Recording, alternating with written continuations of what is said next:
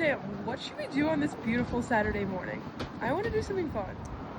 Well, we just got some coffee, so why don't we go to the State House? Yes!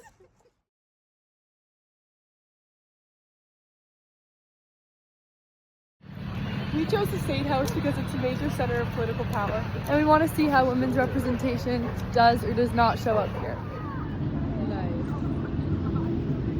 We're here at 24 Beacon Street, Boston, just a few minutes outside of Madison, where you can still find the history of women's inequality.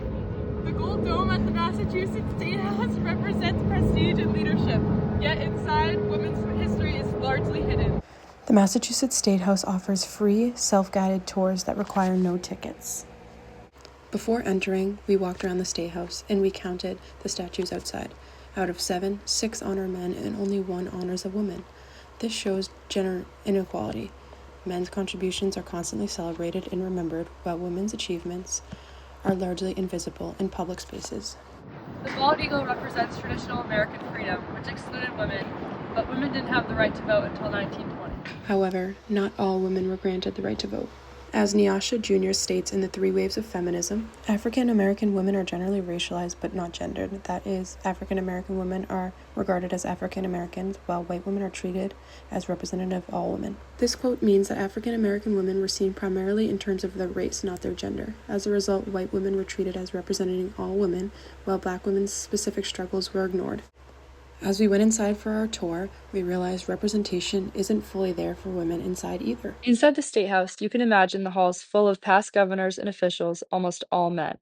A few women, like Jane Swift and Maura Healey, had prior leadership roles and broke through these barriers, shaping important policies.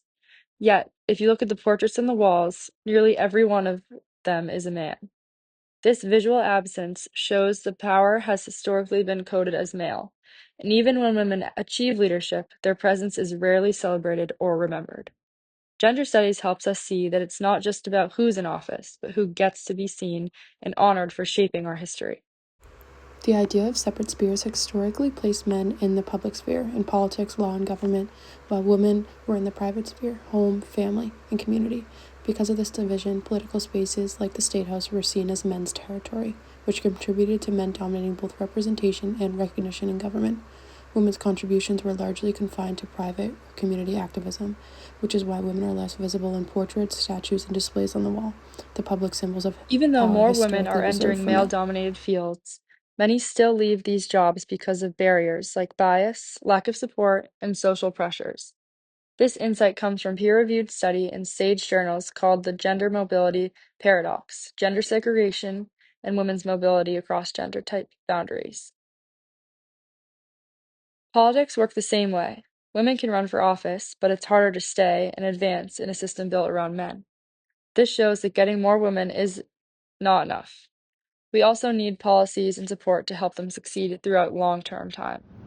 Visiting the State House allowed us to see how much of history is remembered and how much of women's history is still missing. Our experience shows that acknowledging this gap is the first step into changing it. Our tour has officially come to an end. And I'm done with my coffee.